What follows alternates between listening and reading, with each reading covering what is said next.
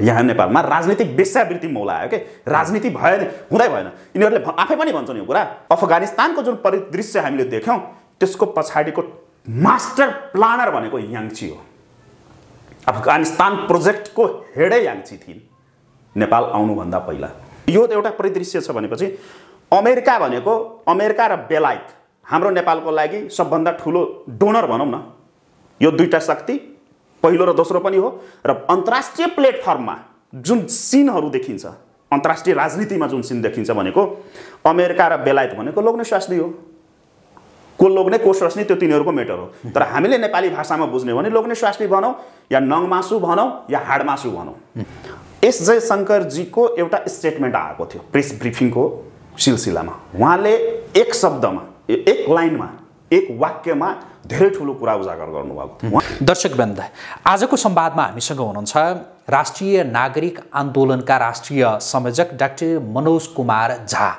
उहाँसँग हामी विशेष गरी यति बेला दुई शक्ति राष्ट्र अमेरिका र चीनले प्रतिष्ठाको विषय बनाइरहेको एमसीसी का सन्दर्भमा केन्द्रित रहेर कुराकानी गर्दैछौं अमेरिका जसरी पनि नेपालको संसदबाट एमसीसी पास गराउने रणनीतिमा छ भने चीन त्यसलाई रोक्ने रणनीतिमा छ त्यही रणनीति अन्तर्गत यतिबेला अमेरिका र चीनले नेपालका राजनीतिक दलहरूलाई आफ्नो तर्फबाट प्रभाव र दबावमा पारिरहेका छन् र नेपालका राजनीतिक दलहरू प्रभाव र दबावमा परिरहेकै पनि छन् यदि एमसीसी पास भयो भने त्यसबाट कस्तो प्रभाव पर्न सक्छ के हुन सक्छ र यदि एमसीसी पास भएन भने चाहिँ त्यसबाट कस्तो प्रभाव पर्न सक्छ अमेरिका र चीन जसले आफ्नो प्रतिष्ठाको विषय बनाइरहेको यो एमसीसी पास हुँदा र फेल हुँदा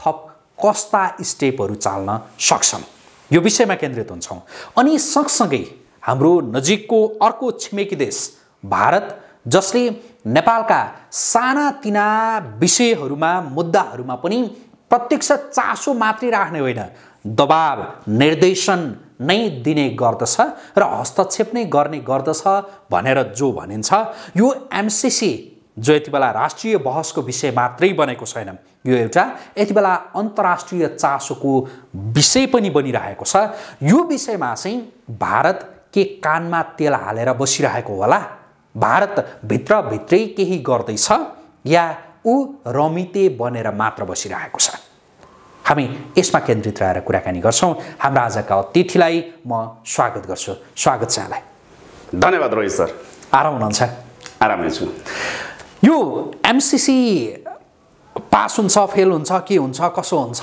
त्यतातिर म एकछिनमा आउँछु हैन यो एमसीसी यतिबेला राष्ट्रिय बहसको विषय मात्रै होइन अन्तर्राष्ट्रिय चासोको विषय पनि बनिरहेको छ यहाँका सानातिना विषयहरूमा मुद्दाहरूमा पनि प्रत्यक्ष त्यो दबाव दिने प्रत्यक्ष हस्तक्षेप गर्ने भारत जसलाई भनिन्छ उ यतिबेला रमिते बनेर बसिरहेको होला या भित्र भित्रै केही गरिरहेको होला मैले त्यहाँबाट चाहिँ कुराकानी सुरु गरेँ अनि अरू विषयमा आउँछु म धन्यवाद रोहित सर एकदमै पेचिलो गहकिलो र गम्भीर विषय पृष्ठभूमिदेखि लिएर यहाँ प्रश्न हाल्दै गर्दासम्म उठाइदिनु हो त्यसको लागि हृदयदेखि धन्यवाद अब यहाँको प्रश्नमा टेकौं पृष्ठभूमिमा पछि जाउँला भारतको सेन्समा हामीले कुराकानी गर्दै गर्दा मैले चिनेको भारत मैले हेरेको भारत र मैले बुझेको भारत र अहिलेको जुन यो गिजोलिएको मैले सामाजिक सञ्जालमा पनि लेख्ने गरेको छु पहिल्यैदेखि र अहिले केही मिडियाहरुमा पनि आइराछ यो शब्द केही नेताहरूले पनि प्रयोग गरिरहेछन् गिजोलिएको विषयवस्तु भनौं न एमसीसी यो एमसीसी लाई लिएर मैले बुझेको अनुसार जसरी एमसीसी को प्रावधानमा भारतलाई जोडियो मेरो धेरै अन्तर्वार्ताहरुमा पनि मैले बोल्ने गरेको छु पछिल्लो अन्तर्वार्ताहरुमा पनि मैले बोलेको छु दुईवटा देश बीचमा एउटा सहमति भइरहेको छ एउटा सन्धि भइरहेको अवस्था छ अमेरिका र नेपाल वा अमेरिकी आईएनजीओ र नेपाल सरकारको बीचमा भनौं छ भने द्विपक्षीय सम्झौता चट्टा हेर्दाखेरि द्विपक्षीय सम्झौता देखिन्छ तर त्यसको एक दुईवटा प्रावधानहरुलाई हामीले केलायौं भने त्यसमा भारत गाँसिएर आएको छ जो त्यो प्रसारण लाइन लगायतका कुराहरूलाई लिएर। अनि यसलाई म 3वटा कोणबाट विश्लेषण गर्छु। अनि यो विरोधको जुन आवाजहरू आयो, एउटा हाम्रो एउटा ट्रेडिसन पनि छ नेपालमा, आफूलाई खुनखार राष्ट्रवादी देखाउनको लागि। तबसम्म खुनखार राष्ट्रवादी भइदैन जबसम्म तपाईँले भारतको विरोध गर्नुहुन्न। यो 2007 साल पछिको परिवर्तन, 2007 साल पछि आएको परिवर्तन सँगसँगै हाम्रो मन मस्तिष्कमा बसालिएको कुरा हो। त्यो कहाँबाट बस्यो त्यतातिर जान्ला, त्यो एउटा परिदृश्य छ। त्यसको कारणले पनि एमसीसीलाई को विरोधको जुन स्वरहरू छ त्यो कोण पनि छ यसमा, एउटा पक्ष। अब अर्को पक्ष यहाँले जुन भारतको दृष्टिकोण, अनि मैले बुझे अनुसार भारतको यसमा 2टा कोणहरू छन्। एउटा के छ भने आरएसएस को बुझाइ। अब कांग्रेस त त्यहाँको विपक्षी भइगयो, अस्तित्वमा पनि एकदम सांसदको हिसाबले पनि एकदमै न्यून संख्यामा छ। अहिलेको भारतीय संस्थापन पक्ष भनौँ, सरकारको नेतृत्व गरिरहेको बीजेपी, भारतीय जनता पार्टी, जसको सर्वेसर्वा भनौँ नरेन्द्र मोदी पार्टी अध्यक्ष जोसुकै भए पनि त्यहाँ बीजेपी पार्टीदेखि लिएर सरकारको नेतृत्व गरिरहेको व्यक्ति भनेको नरेन्द्र मोदी हो भने आरएसएस को, म अलिकति गम्भीर कुरा उठाउँदैछु, आरएसएस को हेड भनौँ, सुप्रिमो भनौँ मोहन भागवत जी, उहाँ दुईटाको बिचमा एउटा ट्युनिङ छ सुरुदेखि नै। ट्युनिङ के छ भने जसरी बीजेपीमा एउटा त्यहाँ नटेकिकन हामी यसमा एमसीसीमा प्रवेश गर्न सक्दैनौँ, त्यस कारणले मैले अलिकति कोट्याएँ। अनि त्यहाँनिर एउटा के ट्युनिङ छ भने 2014 को इलेक्सन, 2014 को इलेक्सनमा जसरी नरेन्द्र मोदीको उदय भयो त्यति बेला एउटा एज फ्याक्टर हाल्यो बीजेपीमा, एज फ्याक्टर हाल्यो। एज फ्याक्टर भन्दै गर्दाखेरि नरेन्द्र मोदी भन्दा बढी उमेर भएका चाहे जतिसुकै प्रभावशाली नेता होस् उहाँहरूलाई बिस्तारै बिस्तारै बिस्तारै बिस्तारै के गरियो भने, म पाखा लगाइयो भन्न चाहदैन राजनीतिक रूपमा शब्दमा, तर उहाँहरूलाई एक किसिमले सन्यास ल्याइयो, उहाँहरूलाई भूमिका विहीन बनाइयो। क्याबिनेटमा हेर्दा पनि एनडीए भनिन्छ, त्यहाँ एनडीए छ, दुईटा त्यहाँ गठबन्धन चल्छ भारतमा, एउटा एनडीए एउटा यूपीए। कांग्रेसको गठबन्धन भनेको यूपीए, बीजेपीको गठबन्धन भनेको एनडीए, नेशनल डेमोक्रेटिक एलायन्स, राष्ट्रिय जनतान्त्रिक गठबन्धन भन्छ त्यहाँ। अनि एनडीए को हिसाबले एकजना मात्रै नरेन्द्र मोदी 14 को सरकारमा एकजना मात्रै तपाईँको नरेन्द्र मोदीको एजभन्दा अलिकति बढी भएको उमेरको, अलिक पाको उमेरको, पछिबाट उहाँलाई पनि राजीनामा दिएर के अरे उहाँको बुहारीलाई अगाडि ल्याइयो, त्यो अवस्था छ।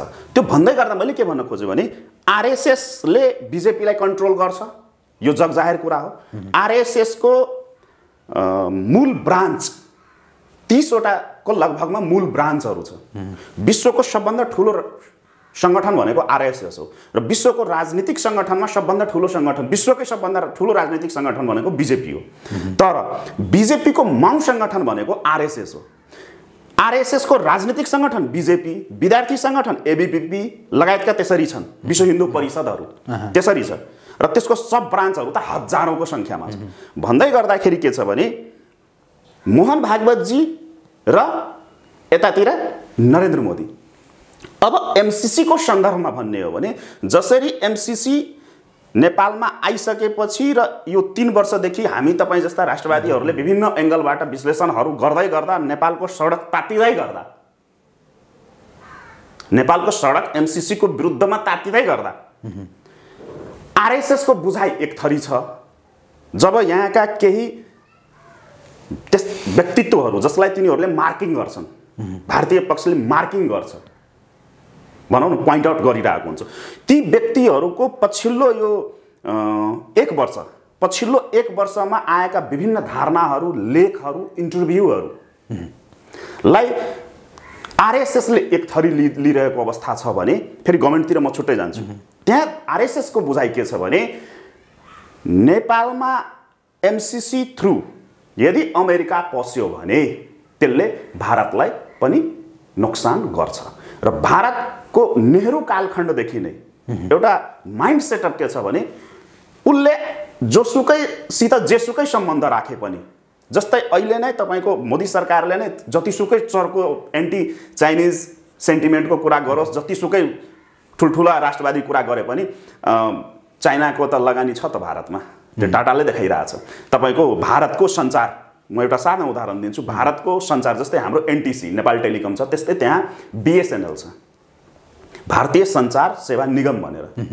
भारतीय त्यो बिएसएनएलमा को जति पनि पार्ट पूर्जा छ त्यसमा मोदी सरकार आउनुभन्दा पहिला 85% थियो, त्यसको सबै उपकरण चाइनिजले सप्लाई गर्थ्यो भने नरेन्द्र मोदी आइसकेर अहिलेसम्मको परिस्थिति हेर्नु हो भने अहिले पनि 65% भन्दा बढी, जबको त्यसले पुरै भारतको सञ्चार जगतलाई थेगेको छ। त्यो सेन्सिटिभ हो, अत्यन्तै सेन्सिटिभ कुरा हो। त्यहाँ पनि चाइनाको लगानी छ। यो कोभिडकै बेलामा पनि हामीले हेऱ्यौँ त्यो गोप्य रूपमा सहयोगहरू आएको। पर्सनली भन्दाखेरि विश्वको राजनीतिक नेतृत्वमा नरेन्द्र मोदीको र सी जिनपिङको व्यक्तिगत, देशको कुरा आफ्नो ठाउँमा छ, तर व्यक्तिगत सबभन्दा क्लोज सम्बन्ध कसैको छ भने नरेन्द्र मोदी र सी जिनपिङको छ। त्यो जगजाहेर कुरा हो। र योभन्दा पहिलाका जापानका प्रधानमन्त्री, त्यो जगजाहेर कुरा हो, त्यो आफ्नो ठाउँमा छ। भन्दै गर्दाखेरि भारतको के दृष्टिकोण रहि आएको छ भने साउथ एसियाको परिवेशमा ऊ आफूलाई बिग ब्रदर ठान्छ र कोही कुनै किसिमको इन्फ्लुएन्स गर्न चाहन्छ भने साउथ एसियामा भारत थ्रु आओस् भनेर एउटा कन्सेप्ट जो नेहरू डक्ट्रिन भन्छौँ नि हामी, नेहरू डक्ट्रिन, त्यो नेहरू डक्ट्रिनबाट आएको र त्यो अहिले पनि छ र त्यही आरएसएसको पनि बुझाइ हो। आरएसएसको यहाँले भन्नुभयो त्यो अब भारत सरकारतिर जाउँ। अब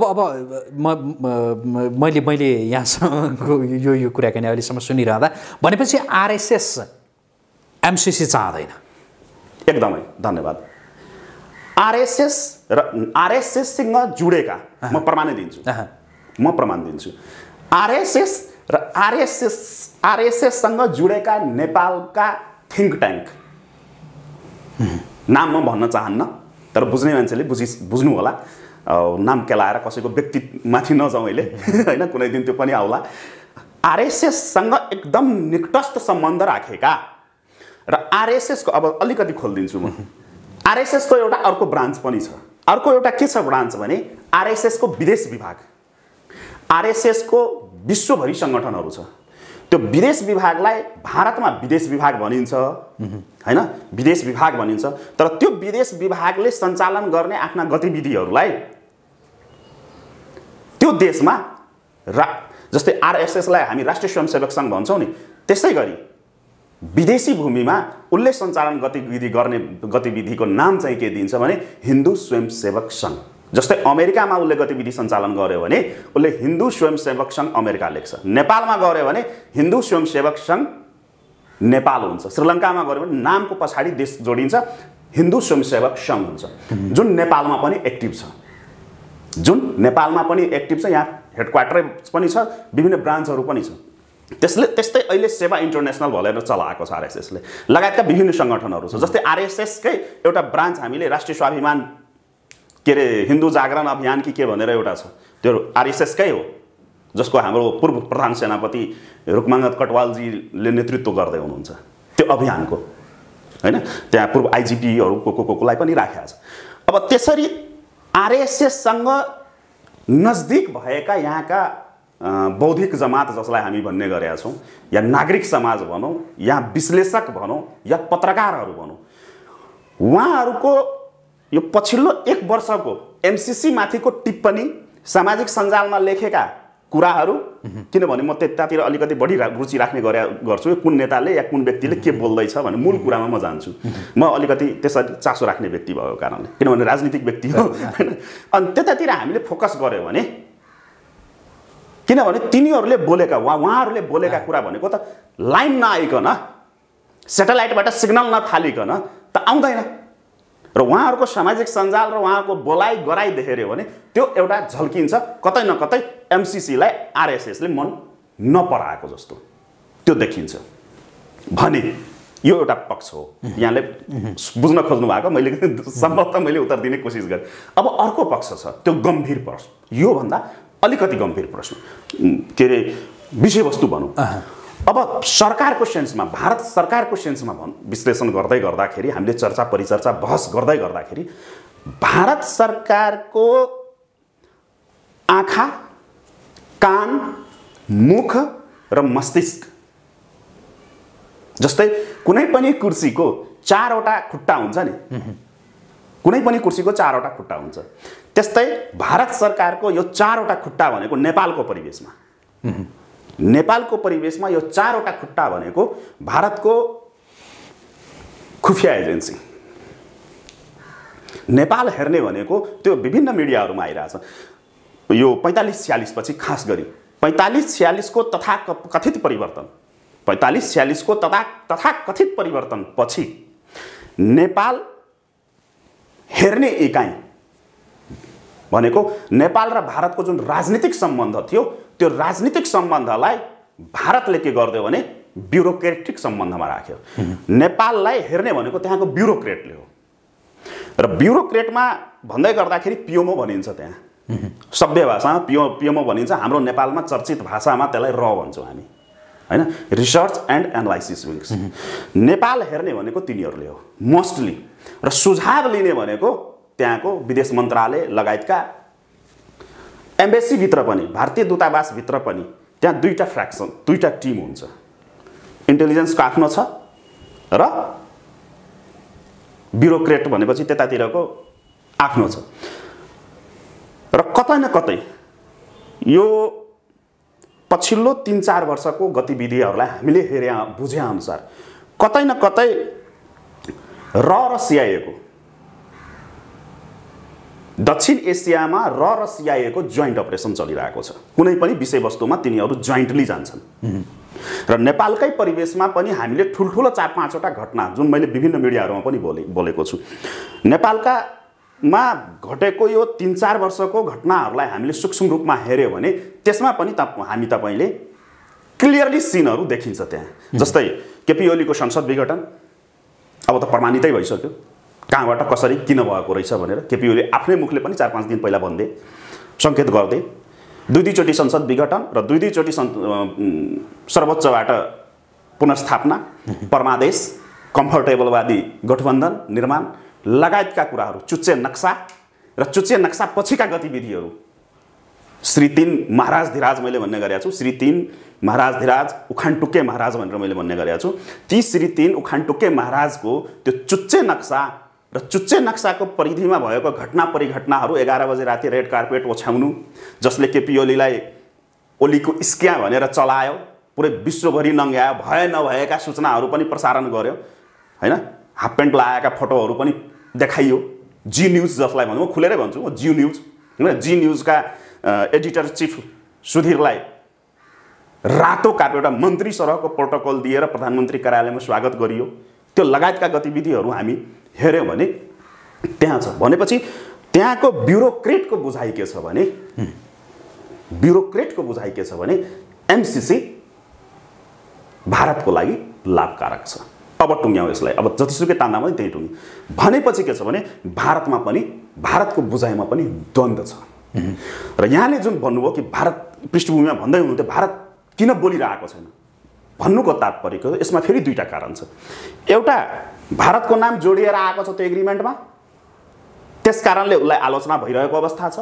अर्को कारण के छ भने नेपालमा जोसुकैले जेसुकै गरे पनि नेपालीको बुझाइ के हुन्छ भने भारतको मुभमेन्ट हो, चाहे त्यसमा भारतको मुभमेन्ट होस् या नहोस्, भारतको मुभमेन्ट होस् या नहोस्, तर यहाँको बुझाइ के छ भने भारतको मुभमेन्ट हो भनेर, त्यस कारणले पनि चुप लागेको छ। र अर्को कुरा के छ भने RSS को बुझाइ र त्यहाँको ब्युरोक्रेटको बुझाइ एक आपसमा ठोक्किन गएको कारणले पनि भारत वेट एन्ड सी। र अर्को तेस्रो कारण के छ भने भारत खुलेर नआउनुको पछाडि तेस्रो कारण के छ भने मैले अघि नै जुन भने भारतको नेहरू डक्ट्रिन जो छ। अब अमेरिका यसरी एग्रेसिभली आएको छ। केपी ओलीको सरकारमा पनि अमेरिकाको मुभमेन्ट थियो ढाल्नमा, केपी ओलीलाई बालकोटबाट बालुवाटारबाट बालकोटको बारदलीमा पुर्याउने जुन अभियान थियो त्यो एकदम क्लियर छ। अब त मैले त उति बेलै भनेको थिएँ, तर अब त सबै बच्चाले बुझ्न थाले। मैले त्यति बेलै सार्वजनिक रूपमै भनेको थिएँ यो अमेरिकाको मुभमेन्ट हो, भारतलाई गाली गरेर केही पनि हुँदैन, जुन पछिबाट खुल्दै जान्छ। अब खुल्यो, त्यो पश्चिमा र अमेरिकाको मुभमेन्ट थियो। र त्यहाँदेखि अलिकति भारत बुझाइ के छ भने ठिकै छ नि त, तिमी गर न त, तिमी सक्छौ भने गर,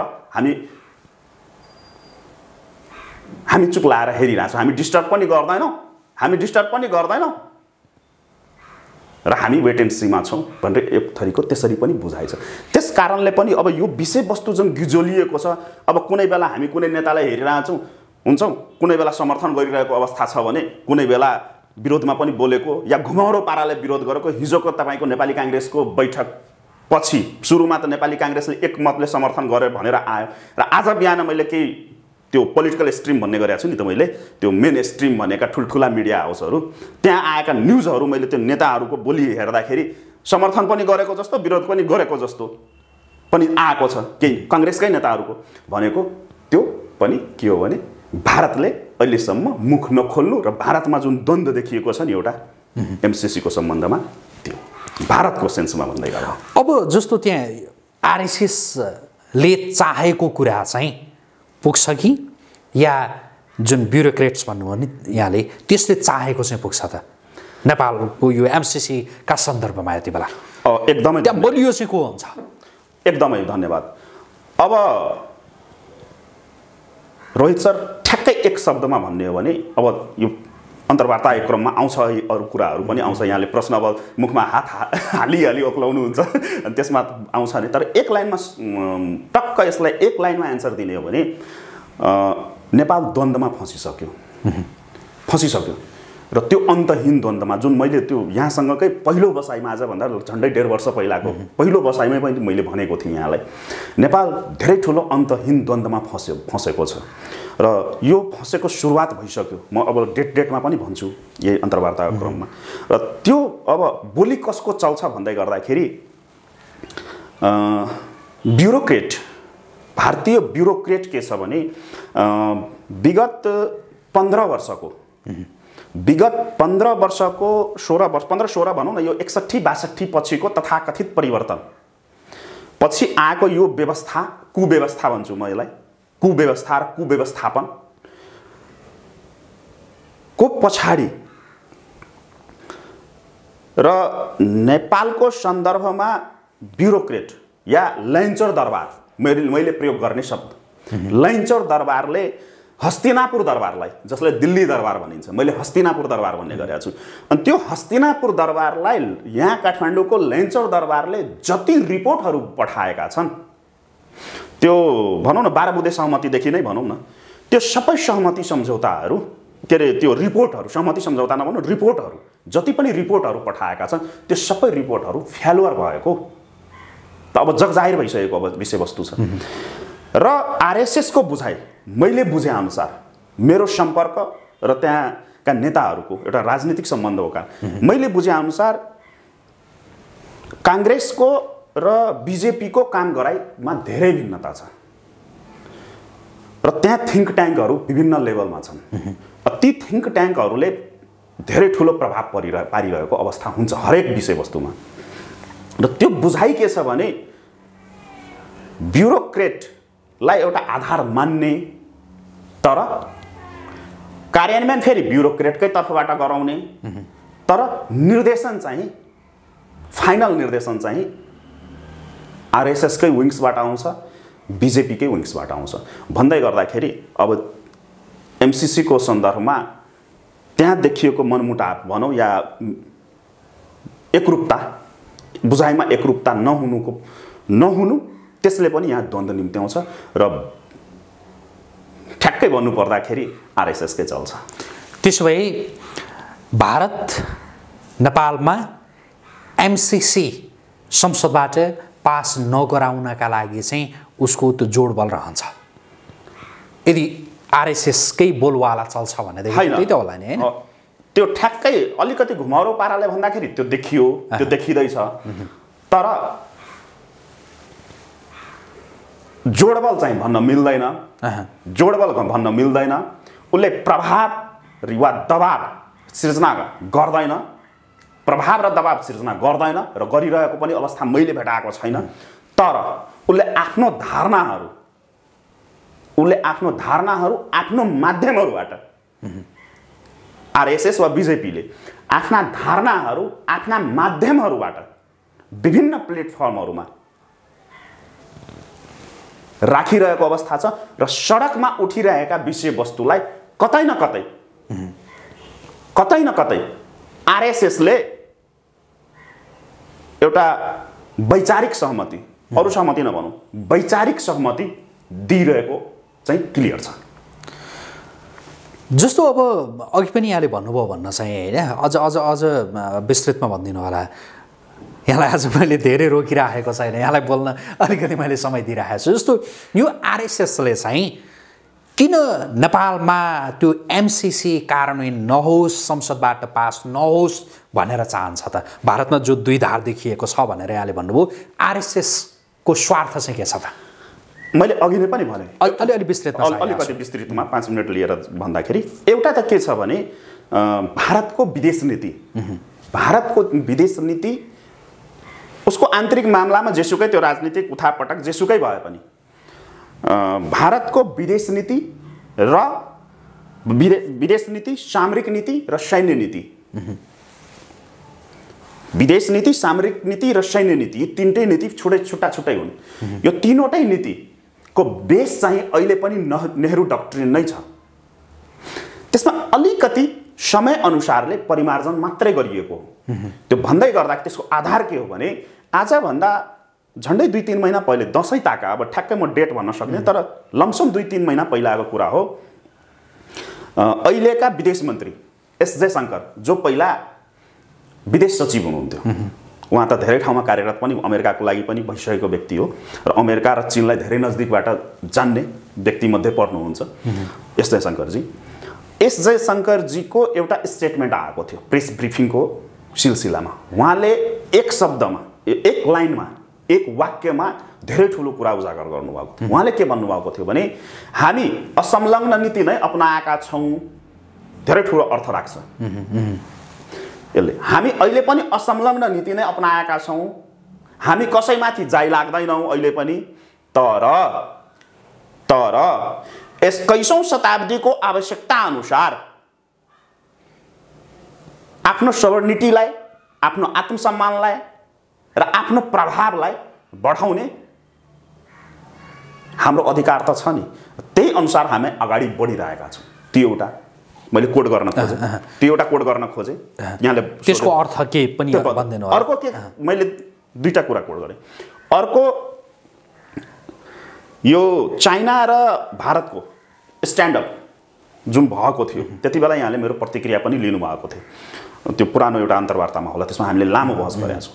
त्यो बेला र नेपालको लिम्पियाधुरा लिपुलेखको इस्यु जुन अहिले पनि जल्दो बल्दो, मैले अघि नै चुच्चे नक्साको जुन चर्चा गरेको थिएँ, त्यति बेला जुन भारतको मुभमेन्ट देखियो, बाहिर त आएन त्यो कुरा, तर म एउटा सानै उमेरदेखि राजनीति गरिरहेको व्यक्ति र केही विदेशी कुराहरूमा पनि चासो राख्ने व्यक्ति भएको कारणले गर्दाखेरि र मैले बुझेको अनुसार त्यसमा क्लियरली के देखियो भने नरेन्द्र मोदी सरकार 2, दोस्रो कार्यकाल हो नि त, नरेन्द्र मोदी सरकार 2 ले र भारतभित्रको त्यो रक्षा बजेटहरूको विश्लेषण हामीले गऱ्यौँ भने, उसको एउटा सैन्य र सामरिक कुराहरूको गतिविधिहरू हामीले हेऱ्यौँ होइन, त्यो सबै गर्दाखेरि नरेन्द्र मोदीले अहिलेको परिवेशमा विदेश नीतिलाई, फरेन पोलिसीलाई, मैले एउटा शब्द मेरो सामाजिक सञ्जालहरूमा पनि मैले लेख्ने गर्छु, मार्शल डिप्लोमेसी,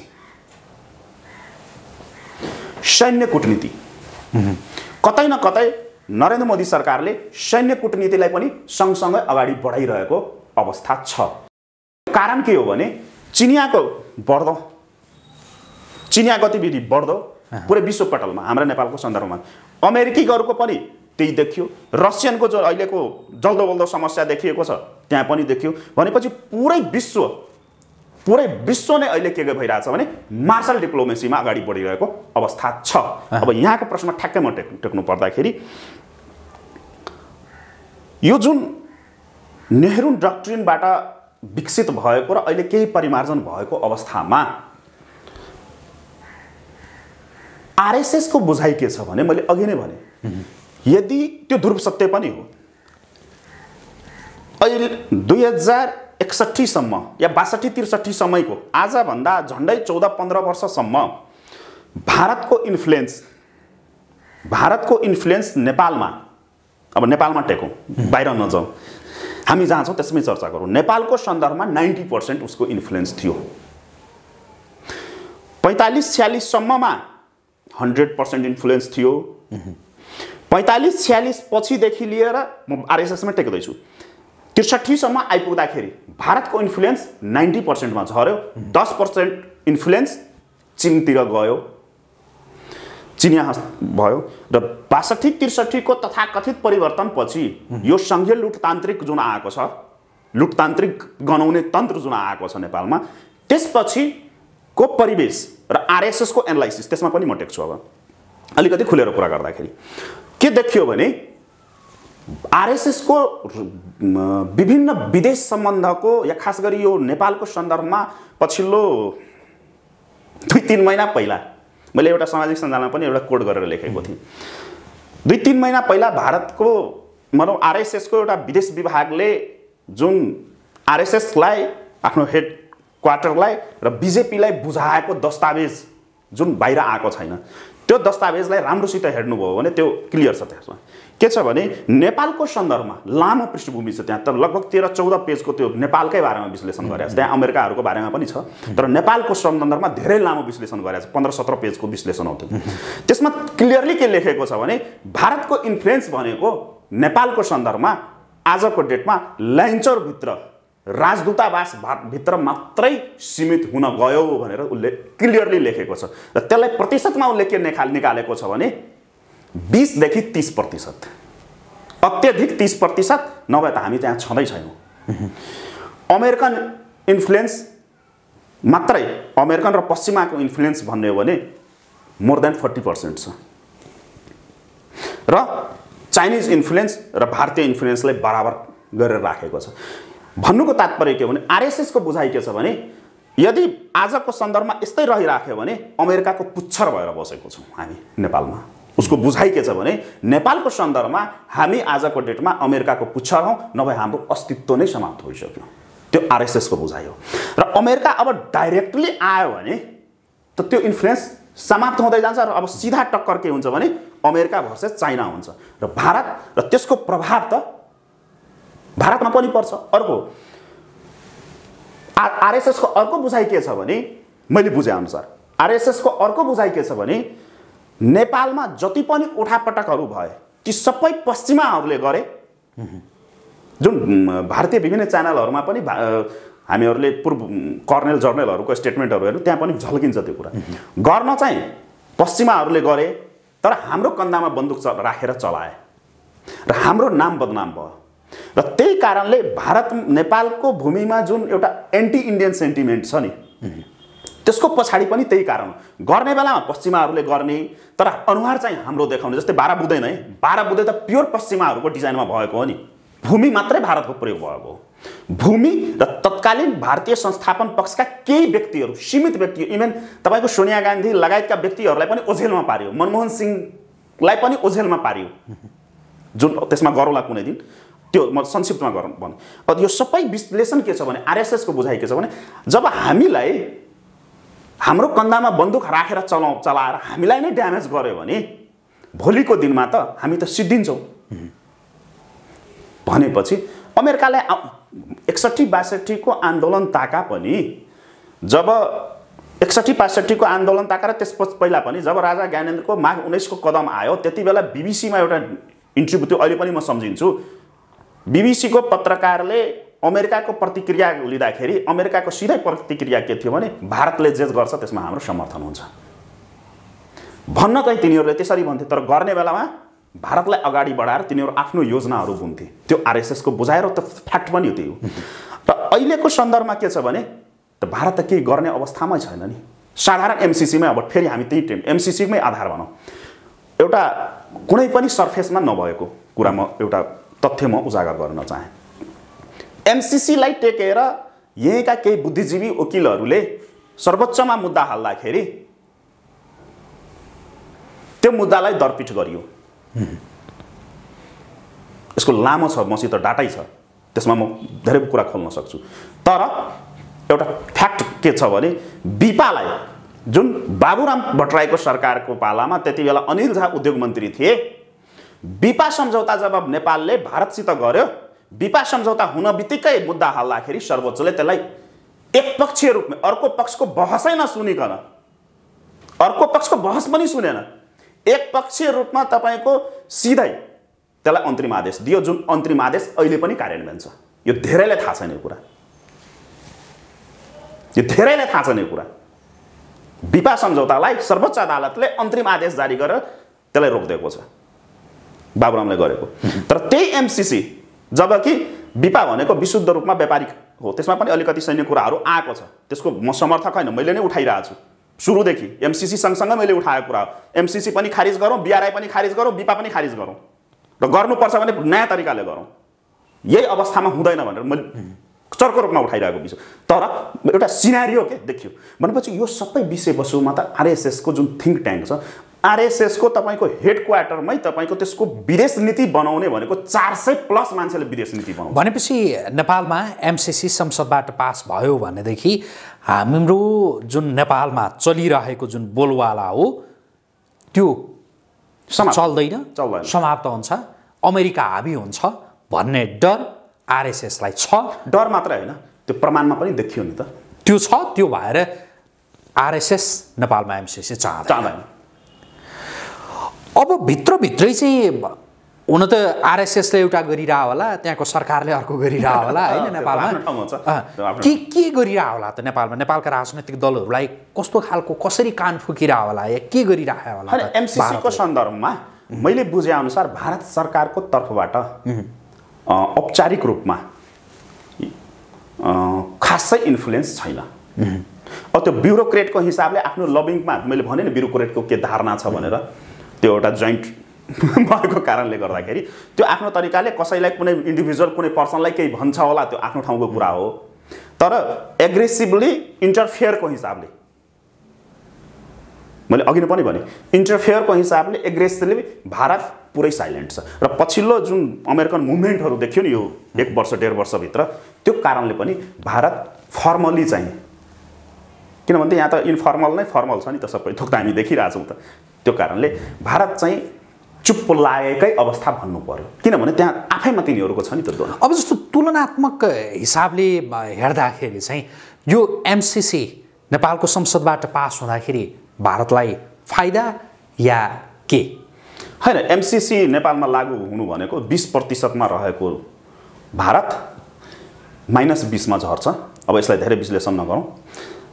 एमसीसी नेपालमा आयो भने नेपालमा एमसीसी लागू भएकै दिन, जुन दिन एमसीसी संसदबाट पास हुन्छ, त्यही दिन भारतको बचे खुचेको 20% जुन छ नि, मैले अघि नै भने, त्यो 20% -20 मा जान्छ।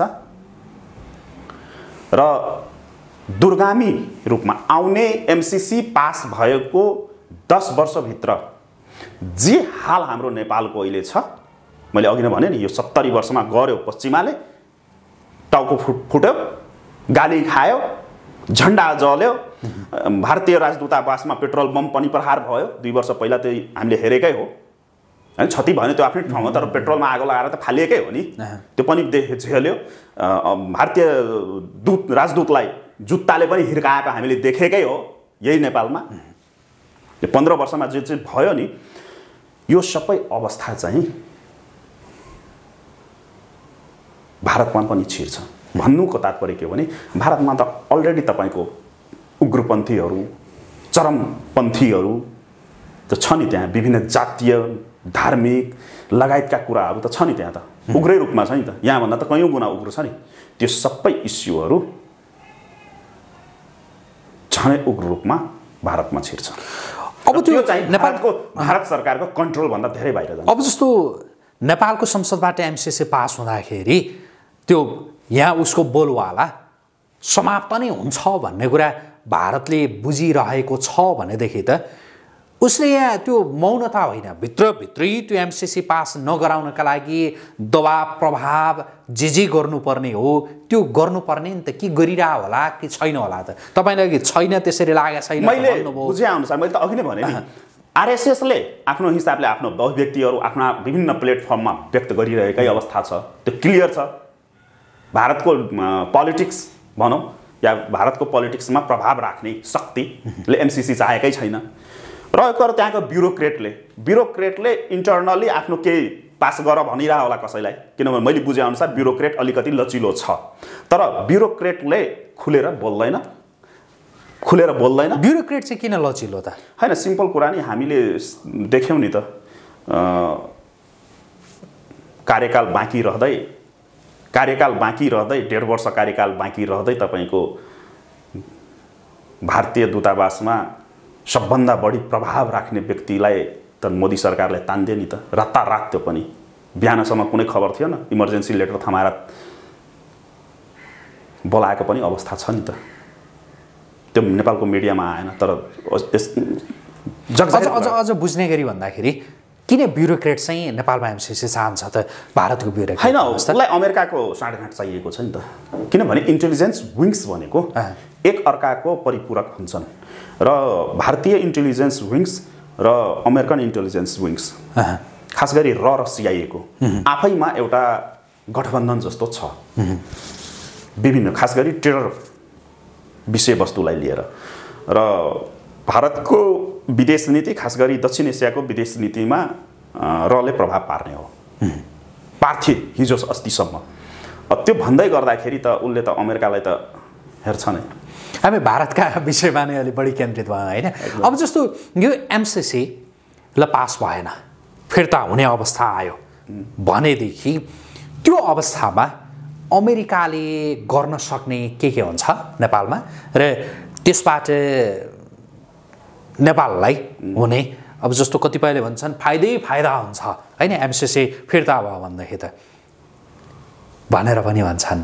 त्यसका नकारात्मक पाटाहरू ताकि अमेरिकाले गर्न सक्ने यहाँ के हुन सक्छ र त्यसबाट बस्न नेपालले के गर्ने? धन्यवाद, एकदमै गम्भीर प्रश्न उठाइदिनु भयो। अब यसलाई फ्याक्टमा डाटामा टेकेर कुरा गर्दाखेरि अब कतिलाई नपच्ला भन्ला कि एमसीसीको तर्फबाट बोलिरहेछ, एउटा डर त्रासको सिर्जना गरिरहेछ सोच्लान् मान्छेले। तर म 2 हात जोडेर सम्पूर्ण आम देशभक्त नेपाली नागरिकहरूलाई के भन्न चाहन्छु, म त्यतातिर छैन, किनभने म सुरुदेखि नै जति बेला एमसीसी कसैलाई थाहा पनि थिएन, नेपालमा थाहै थिएन, मिडियालाई थाहा थिएन, त्यति बेलादेखि चर्को रूपमा उठाइरहेको र आन्दोलनै गरेको र गरिरहेको व्यक्तिमध्ये म पर्छु। एमसीसीको पक्षधर होइन त? होइन, म त क्लियर छु। प्रश्नसँग भन्दाखेरि तपाईँ एमसीसीको पक्षधर होइन? क्लियर छ, मेरो सामाजिक सञ्जालमा हेर्नुहोस्, मैले डोनाल्ड ट्रम्पकै पुतला जलाएको, पुरै तराईमै आगो बालेको व्यक्ति हो नि त एमसीसीको विरुद्धमा। यो आन्दोलनै थिएन। यद्यपि अमेरिकाले के गर्न सक्छ र त्यसबाट बस्न अब के गर्ने भनेर त हामी त्यसको पूर्व तयारी त गर्न आवश्यक छ नि त? एकदमै धन्यवाद सर, त्यही भएर मैले भने रोहित सरलाई कि यो प्रश्न उठाइदिनु हो यसरी, त्यसको लागि हृदयदेखि धन्यवाद। र हामीले त त्यति बेला आन्दोलनै थिएन एमसीसीको आन्दोलन उठाउने व्यक्तिगत रूपमा भन्दाखेरि म र हाम्रो सङ्गठन होइन। त्यसपछि काठमाडौँमा बल्ल माइती मण्डलामा केही आन्दोलन उठेर अहिले यो अवस्था आयो।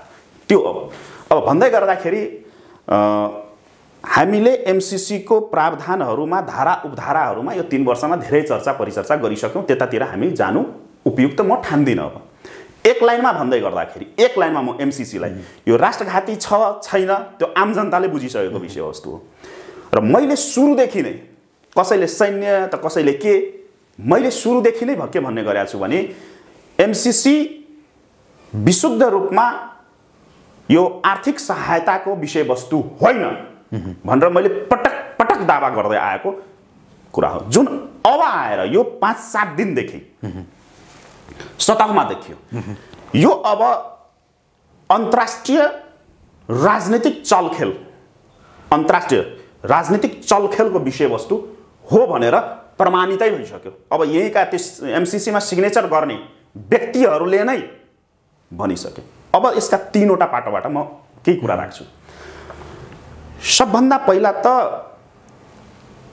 जे देखिँदैछ, मैले आजभन्दा झन्डै 2 महिना पहिला मैले आफ्नो सामाजिक सञ्जालमा केही कुराहरू राखेको थिएँ र पछिल्लो 1 महिना पहिला मैले के भनेको थिएँ भने माघ 15 गतेसम्म पर्खौँ, त्यसपछि यहाँ धेरै कुराहरू उजागर हुँदैछ भनेर। र ठ्याक्कै माघ 14 गतेदेखि यो हामीले जुन सिनारियोहरू देखिरहेछौँ त्यो माघ 14 गतेदेखि सुरु भएको सिनारियो हो। अब भन्दै गर्दाखेरि सबभन्दा पहिला त म कहाँनिर टेक्छु भने त्यसपछि म एमसीसीमा टेक्छु। हामी कस्ता निकृष्ट बुद्धि नभएका र जुन मैले भन्ने गरेको छु नि बौद्धिक वेश्यावृत्ति र राजनीतिक वेश्यावृत्ति, बौद्धिक वेश्यावृत्तिमा लिन, राजनीतिक वेश्यावृत्तिमा लिन व्यक्तिहरूलाई हामीले यो देशको साँचो सुम्पिन पुग्यौँ त। किनभने कस्तो लज्जास्पद कुरा छ, जुन व्यक्तिले एमसीसीमा सिग्नेचर गरेको छ, पहिलो सम्झौता आधिकारिक रूपमा गर्ने व्यक्ति अहिले एमसीसी राष्ट्रघाती छ कि छैन भनेर अध्ययन गर्ने कमिटीमा बसेका छन् भनेको अहिलेको ज्ञानेन्द्र बहादुर कार्की। अर्को केपी ओलीको सरकारमा 5 सदस्यीय त्यही एमसीसी छानबिन समिति भनौँ न। अब त यहाँ त ट्रेडिसन छ, चुच्चे नक्सा पहिला सार्वजनिक गर्ने अनि लाल पूर्जा खोज्नलाई हिँड्ने, यो हाम्रो हो कि होइन भनेर त्यो पनि हामीले देख्यौँ। यस्ता यस्ता राजनीतिक नेतृत्व भएपछि अवस्था त विकराल हुन्छ नै। र जुन मैले पटक पटक मैले यहाँसितको पहिल्यै अन्तर्वार्तामा भनेको थियौँ, मैले भनेको थिएँ रोहित सर हामी विसर्जनको मुखमा छौँ। र यहाँले जुन सोध्नुभयो एमसीसी पास भएन भनेको अवस्था के हुन्छ भने एकदमै विकराल अवस्था हुँदैछ देशको। कसरी भनेपछि अब त्यो डाटामा दिएको पहिलो डाटा टक्क म बुदागत भन्छु। ठिक छ। नेपालको सबभन्दा पुरानो वा पहिलो, पुरानो पनि नभनौँ, सबभन्दा पहिलो आर्थिक सहायता राष्ट्र कुन हो? अमेरिका। सबभन्दा पहिलो आर्थिक साझेदार राष्ट्र हाम्रो देशको अमेरिका हो, जुन राजा महेन्द्रको पालोमा भएको थियो, झन्डै भनौँ न उहाँकै पहलमा भएको थियो। त्यो पहिलो तथ्य। अब त्यसले के प्रभाव पर्छ त्यो पछि भनौँ। अर्को तथ्य के छ भने नेपालको कुल अन्तर्राष्ट्रिय आर्थिक सहयोग, चाहे त्यो ऋण होस्, चाहे सहयोग होस्, त्यहाँ अनुदान होस्, जति पनि अन्तर्राष्ट्रिय अनुदान छ हाम्रो देशको या सहायता छ भनौँ, त्यसको 33.30% भनेको 33.30% भनेको 1/3 सानो कुरा होइन यो, 1/3 अमेरिकाबाट आउँछ। नेपालको सबभन्दा ठुलो अन्तर्राष्ट्रिय सहयोगकर्ता राष्ट्र भनेको अमेरिका भयो। दोस्रो बेलायत हो, धेरैलाई थाहा छैन यो कुरा। दोस्रो बेलायत हो र तेस्रो संयुक्त राष्ट्र सङ्घ। अब यो तीनवटा शक्तिको मात्रै कुरा गरौँ, त्यसपछि यहाँले पृष्ठभूमिमा चीनको कुरा उठाउनु, चीनतिर म जान्छु पछिबाट, अन्तिममा त्यो गरौँला। अब यो तीनवटा शक्तिको कुरा गरौँ, त्यसपछि के हुन्छ भनेर। अब यो एउटा परिदृश्य छ भनेपछि अमेरिका भनेको, अमेरिका र बेलायत हाम्रो नेपालको लागि सबभन्दा ठुलो डोनर भनौँ न। यो दुईटा शक्ति पहिलो र दोस्रो पनि हो। र अन्तर्राष्ट्रिय प्लेटफर्ममा जुन सिनहरू देखिन्छ, अन्तर्राष्ट्रिय राजनीतिमा जुन सिन देखिन्छ भनेको अमेरिका र बेलायत भनेको लोग्ने स्वास्नी हो। को लोग्ने को स्वास्नी त्यो तिनीहरूको मेटर हो। तर हामीले नेपाली भाषामा बुझ्ने हो भने लोग्ने स्वास्नी भनौँ या नङमासु भनौँ या हाडमासु भनौँ, जहाँ अमेरिका छ त्यहाँ बेलायत छ, जहाँ बेलायत छ त्यहाँ अमेरिका छ। पुरै विश्वपटलमा हामी त्यही देखिरहेछौँ। र संयुक्त राष्ट्र सङ्घ भनेको के हो भने अमेरिकाको विदेश मन्त्रालय, मैले भन्ने गरेको। र कसैले यसमा बहस गर्न चाहन्छ भने लामो बहस गरेर प्रमाणित गर्न सक्नु अवस्थामा म छु। म संक्षिप्तमा टुङ्ग्याएँ किन लामो जान्छ यो अन्तर्वार्ता फेरि। र यो तीनवटै शक्ति घुमाइ फिराइ त अमेरिकैको छेउछाउमा छ। अब किन भने अमेरिकाले जे चाहन्छ त्यसमा लाल मोहर लगाउने हो संयुक्त राष्ट्र सङ्घले। अहिलेसम्म विश्वको परिस्थिति त्यही देखिएको छ। इराकको काण्ड हेर्नुहोस्, लिबिया हेर्नुहोस्, जहाँसुकै हेर्नुहोस्, अमेरिकाले जे चाहन्छ संयुक्त राष्ट्र सङ्घले त्यसैमा लाल मोहर लगाउँछ। त्यसको विरुद्धमा कहिले पनि संयुक्त राष्ट्र सङ्घ जाँदैन। त्यो अवस्था छ। अमेरिका र ब्रिटेन भनेको भिटो पावर कन्ट्री हो, भिटो पावर कन्ट्री हो। अब फेरि घुमाएर फेरि हामी एमसीसीमा टेकौँ। एमसीसी भनेको उसको प्रतिष्ठाको विषय भइसक्यो, उसले भनिसक्यो। हुन त मैले आजभन्दा झन्डै 8-9 महिना पहिले पनि भनेको थियो यो परिस्थिति आउँछ भनेर। त्यति बेला मान्छेले के सोच्यो भने यो आन्दोलन, यिनीहरू आन्दोलनकारी हो एमसीसीको विरुद्धमा, अनि आन्दोलनलाई चर्को बनाउनको लागि बोलिदिएको होला भनेर। तर अहिले त अमेरिका आफै भनिरहेछ हामी यो गर्छौँ। अब सबभन्दा पहिला यदि एमसीसी फेल भयो, 99% अहिले हामी कुराकानी गर्दै गर्दासम्मको अवस्था त त्यही छ, संसदबाट फेल हुन्छ। 1 मिनट त्यसमा टेकौँ। अब एमसीसी संसदबाट फेल हुन बित्तिकै एउटा उसले के सोध्छ भने अमेरिका भनेको त साम्राज्यवादी विस्तारवादी या पुरै विश्वको जमिनदार भनौँ, पुरै विश्वकै पुरै ब्रह्माण्डकै जमिनदार हो। यो ब्रह्माण्डमै तपाईँ केही गर्न चाहनु भने अमेरिकाले रोक्दियो भने केही गर्न सक्नुहुन्न, त्यो अवस्था छ त्यहाँको। अब अमेरिकाले भन्छ नेपाल जस्तो सानो मुल्क जसको आफ्नो केही पनि छैन, जसले हावा पनि अरूबाट लिएर खान्छ, श्वास प्रश्वास पनि अरूबाट लिन्छ, त्यो हामीले लामो विश्लेषण गरेका छौँ यसमा, त्यो 85% वाला विश्लेषण जुन थियो मेरो त्यो छ। त्यो देशले अमेरिकासित पंगा लिने, भारत जस्तो उसको प्रभु राष्ट्र मोदी त्यत्रो आफूलाई ठुलो महान नेता भन्छ, त्यसलाई त हामीले उपनिवेश बनाइसक्यौँ, एक किसिमले उपनिवेश बनाउन थालेका छौँ। अनि नेपालले आँखा देखाउने, ल अमेरिकन एड जम्मै रोक्दे। अमेरिकन एड जम्मै रोक्न बित्तिकै 33%ले हाम्रो इकोनोमी, 1/3 इकोनोमी हाम्रो हरास भयो, सिद्धियो। त्यो एउटा। अमेरिकाले पछि हात झिक्न बित्तिकै बेलायतलाई हात झिक्छ, संयुक्त राष्ट्र सङ्घले कटौती गर्न सुरु गर्छ, एउटा परिस्थिति। दोस्रो परिस्थिति, अमेरिकाले पुरै विश्व पटलमा नेपाललाई नङ्ग्याउँछ, किनभने नेपाल भनेको त तिनीहरूले जन्माइदिएको बुवासोहरूले चलाउने देश हो। अब अमेरिकाले के भन्छ, त्यहाँका नेतृत्वकर्ताहरूको विश्वासै छैन, उसले भनि पनि सक्यो। अनि उसले के भन्छ भने उनीहरूले त गर्ने बेला क्लियर छ नि, शुक्रबार आएको एमसीसी को पत्रमा त क्लियरै छ, सत्तामा हुँदाखेरि एक थरी, विपक्षमा हुँदाखेरि अर्को थरी, वा राजनीतिक अविश्वासको कुरा लगायतका कुराहरू उसले उठाएर सिधै विश्वलाई के भन्छ भने यो विश्वासै नगर्ने देश हो, किनभने त्यहाँका नेताहरू, त्यहाँका कर्ताधर्ताहरू, त्यहाँका लिडरहरू रहेन, उसले सिधै ब्ल्याकलिस्टेड गर्छ। त्यसपछि अब अर्को डाटाले के भनिरहेछ भने, 2-3 दिन पहिला एउटा डाटा हेरिरहेको थिएँ कि एमसीसीले जुन आयो नि, त्यसपछि मैले एउटा एजम्सन गरेको कुरा थियो माघ 15 ठ्याक्कै हुन गयो, अनि म डाटाहरू निकाल्दै थिएँ कि के हुनसक्छ भनेर। अब अर्को डाटाले के भनिरहेछ भने, रोहित सर एकदमै विकराल अवस्था छ। इन्टरनेसनल फोरम जति पनि छ, एडीबी लिनुस्, वर्ल्ड ब्याङ्क लिनुस्, विश्व ब्याङ्क, अन्तर्राष्ट्रिय व्यापार सङ्गठन भनेर के भनेर छ त्यो हेरौँ, लगायतको इन्टरनेसनल जति पनि फोरमहरू छ जसले अल्पविकसित राष्ट्रहरूलाई या विभिन्न राष्ट्रहरूलाई सहयोग गर्छ वा अन्तर्राष्ट्रिय राजनीतिमा आर्थिक रूपमा सामाजिक रूपमा प्रभाव पार्छ, त्यो सबै फोरममा अमेरिकाकै बोलबाला छ।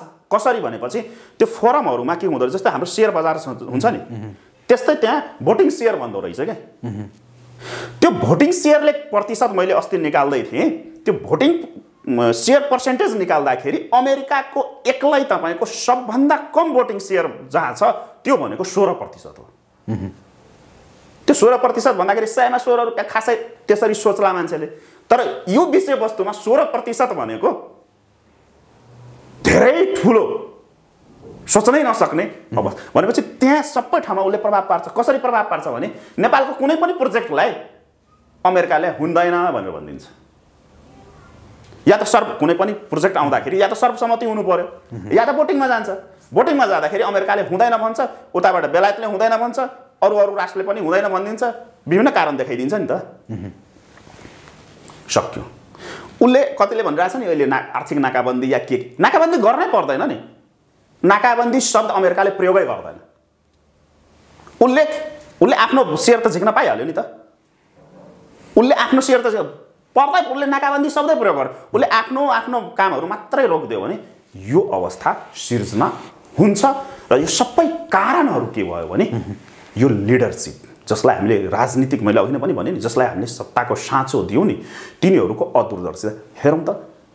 एमसीसी गर्ने बेलामा तिनीहरूले पढेनन् त, सबैले गरेछ नि। संसदमा जति पनि पुगे यो 15 वर्षमा र जति पनि सरकारमा पुगे, यो खिलराज रेग्मीको पनि पालोको कुरा उठिरहेछ, त्यति बेला पनि केही सम्झौताहरू भएका रहेछन् भनेर।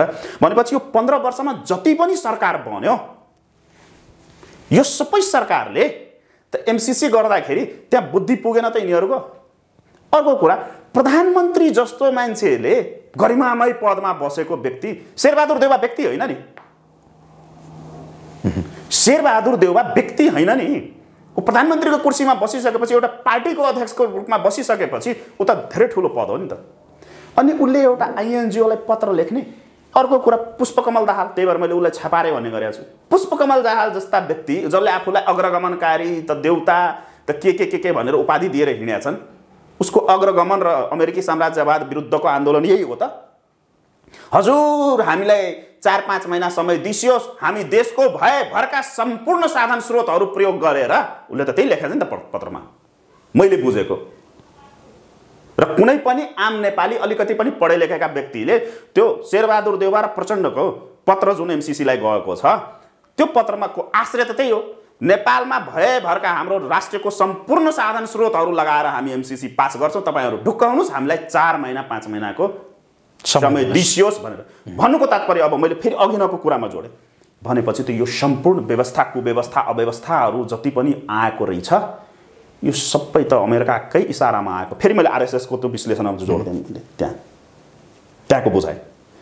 तिनीहरू मैले अघि नै भने नि, तिनीहरूले हाम्रो कन्धामा बन्दुक हालेर चलाउने कुरा जुन गरेका थिए, भनेपछि त यो सबै व्यवस्था र कुव्यवस्थाहरू जति पनि भयो उठापटक यो 70 वर्षमा 2007 सालपछि नेपालमा जति पनि उठापटकहरू भयो, यो सबै अमेरिकाको खेल रहेछ र त्यो सबैमा यी राजनीतिक दल बनाउनेहरूले गरेका रहेछन् भने त देखियो। अब यिनीहरूलाई मैले अब टुङ्ग्याएँ। अब यिनीहरूलाई त यिनीहरू भनेको त त्यसकै पाल्तु हुन्। अब त्यो पाल्तुलाई त मालिकले त, अब तपाईँले आफ्नो घरमा कुकुर पोस्नुभयो, म सामान्य सबैले बुझ्ने भाषामा भन्छु। अब रोहित सरले आफ्नो घरमा पालेको रूपमा एउटा कुकुर राख्नु र त्यो कुकुरले रोहित सरको निर्देशन मान्न छोड्यो, रोहित सरलाई टोक्यो भने रोहित सरले के गर्नुहुन्छ? त्यो कुकुरलाई त त्यतिकै छोड्नुहुन्न तपाईँले। अवस्था त्यही भएको छ भनेपछि। तर अब यहाँले अर्को प्रश्न पनि, एउटै प्रश्न दुईटा प्रश्न हो, त्यसपछि गर्ने के त? म त्यता आउँछु है, गर्ने के त भन्नेमा एकछिनमा आउँछु। यदि एमसीसी पास भएन भने अमेरिकाले यसो गर्न सक्छ भनेर यहाँले भन्नुभयो होइन? होइन, मैले भने मात्रै होइन, ठिक छ। एमसीसी यसलाई 1 मिनट मात्रै ठिक छ प्लिज। के भने गत शुक्रबार, आज हामी शनिबारको बस्दैछौँ, झन्डै 9 दिन पहिला आएको एमसीसी को पत्र, म 3-4वटा कुरा मात्रै टक्क त्यसपछि फातिमा सुमारले गरेको भर्चुअल संवाद, अमेरिकन दूतावासमा भइरहेको पार्टीहरू, अमेरिकन दूतावासमा जुन भोज भतेर भइरहेको छ त्यो, अमेरिकन राजदूत ऱ्यान्डी बेरीको हिजो कि अस्तिको त्यो ट्विट जुन सायद मैले यहाँलाई पनि पठाएको थिएँ, त्यो ट्विट आज हामी बस्दै गर्दा भनेपछि 12-12:30 बजेको करिबमा, फेरि अस्ति पनि 12-12:30 बजे ट्विट आएको थियो अमेरिकन राजदूतको। आज पनि ठ्याक्कै 2 दिनपछि 48 घण्टा नबित्दै तपाईँको आज अमेरिकन एम्बेसीको, अमेरिकन राजदूतावासको आधिकारिक सामाजिक सञ्जालमा एउटा सूचना प्रकाशन भएको छ। त्यो हेरौँ भनेपछि अमेरिकाको लगानी कहाँ रे? अर्को तथ्य, नेपाल सरकारको डाटामा म टेकेर कुरा, म ब्लफ हानिरहेको छु। नेपाल सरकारको डाटाले, तपाईँ आफै एकदमै विद्वान व्यक्तित्व हुनुहुन्छ, किताबहरू पनि लेख्नु भएको छ, विश्लेषण गर्ने क्षमता, तर मसित म एउटा गेस्ट भइदिएको कारणले मैले बोल्नुपर्ने हुन्छ, त्यस कारणले मात्रै मैले भन्न खोजेको। नेपालको प्रति वर्षको बजेटलाई तपाईँ हेर्नुहोस्, रोहित सर त्यति मात्रै प्रभाव पर्दैन। नेपालको प्रत्येक वर्षको आर्थिक बजेट जुन आउँछ नि, त्यसमा मिनिमम 12% रकम अनप्रोडक्टिभ बजेट छ। त्यो भनेको के हो? अनप्रोडक्टिभ भन्छौँ हामी राजनैतिक भाषामा, तर त्यो भनेको के हो?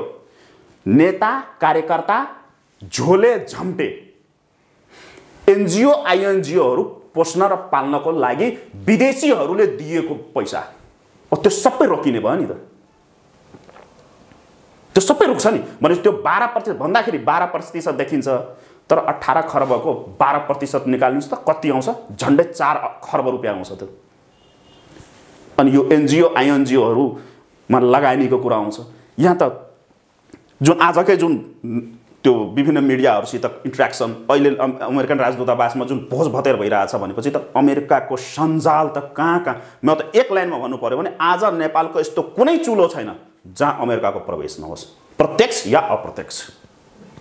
अब म अघिको मेरो जिज्ञासामा प्रवेश गर्न चाहे। जस्तो यदि एमसीसी पास भएन भने हुन सक्ने यही रहेछन् है, यहाँले जुन ढङ्गको विश्लेषण गर्नुभयो।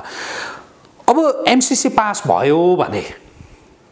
भयो भनेदेखि चीन जो यो पास नगराउनका लागि नहोस् भनेर उसले सकेको यहाँ गरिरहेछ भनेर भनिन्छ। यदि पास भयो भने जसरी पास नहुँदाखेरि अमेरिका चुप लाग्दैन, पास हुँदाका बखतमा चीन चुप नलाग्ला। चीनले गर्न सक्ने के हुन्छ ताकि अघि यहाँले भारतको लामै त्यो विश्लेषण गर्नुभयो, भारतले के गरिरहेछ भन्ने विषयमा। भारत र चीन मिलेर त केही गर्दैनन्।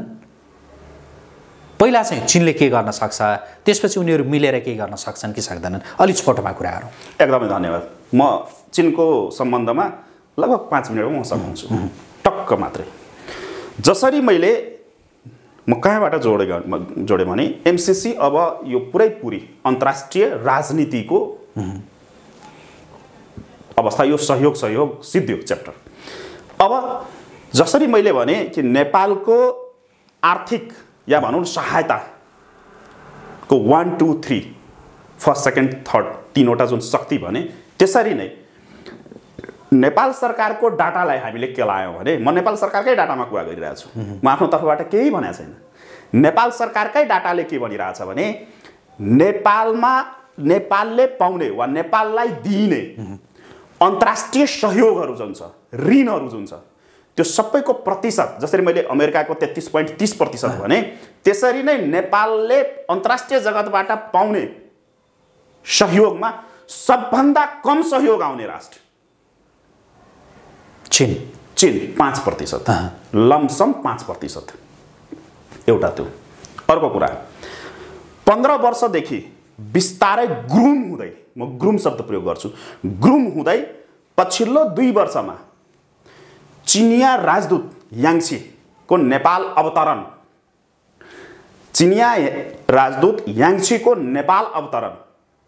सँगै काठमाडौँको सडकमा जुन चिनीको नङ्गा नाच शब्द प्रयोग गरौँ, नङ्गा नाच हामीले हेऱ्यौँ, अस्तित्व नै नभएकोलाई पनि गएर भेटेको फोटोजहरू हामीले हेऱ्यौँ।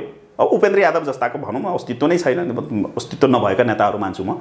उपेन्द्र यादवलाई कोठैमा गएर दिनमा पनि रातमा पनि गएर भेटेको अब फुटेजहरू पनि हामीले हेऱ्यौँ। अब पुष्पकमल दाहालहरूको त कुरै छोडिदिउँ। त्यो हेर्दाखेरि के देखियो भने चिनिया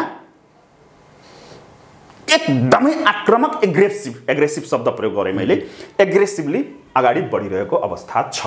अब विश्व पटललाई नकेलाइकन हामी नेपालमा फेरि टेक्न मिल्दैन चीनको यो गतिविधि। चीन भनेको कुनै पनि देशको मित्र राष्ट्र होइन, कुनै पनि देशको, विश्वको कुनै पनि राष्ट्रको लागि चीन मित्र राष्ट्र होइन। यो मैले आरोप लगाएको होइन, यो चीनको डाटाले भनिरहेछ।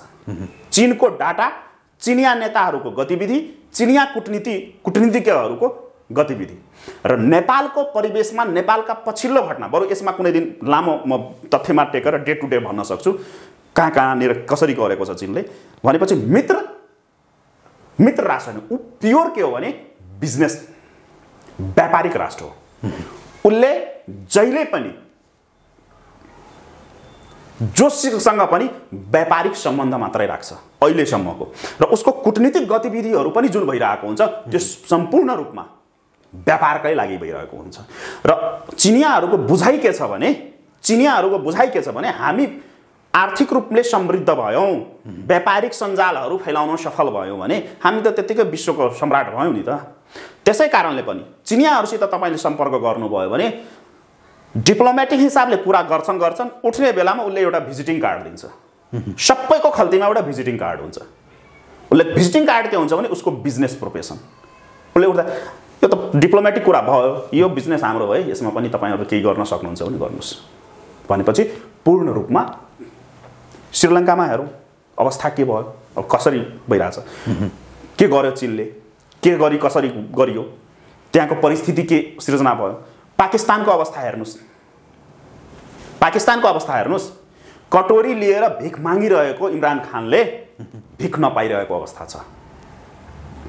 चीनले पाकिस्तानलाई औपचारिक रूपमा, सम्पूर्ण रूपले औपचारिक रूपमा कब्जा गरिसकेको अवस्था छ। अर्को कुरा, जसरी मैले एमसीसी को बारेमा भने त्यसरी नै हाम्रा नेताहरू त त्यहाँ पनि चुकेका हुन् नि त। अब चीन, अब यहाँ मान्छेले चीनले एकदमै मिसाइल तानिसक्यो, चीनले बम पड्काइहाल्छ, यो गरिहाल्छ, त्यो गरिहाल्छ भनेर म सुनिरहेको हुन्छु कि अब जस्तो यहाँको अहिलेसम्मको कुरा सुन्दा कि जस्तो चीनले गर्न सक्ने के भनेर थप भन्नु होला। जस्तो एउटा यहाँले अघि भन्नुभयो नि, जो आर्थिक सहायता 5% मात्रै हो होइन। अब त्यो 5% रोक्दाखेरि नेपाललाई त्यत्रो घाटा त केही नहोला होइन।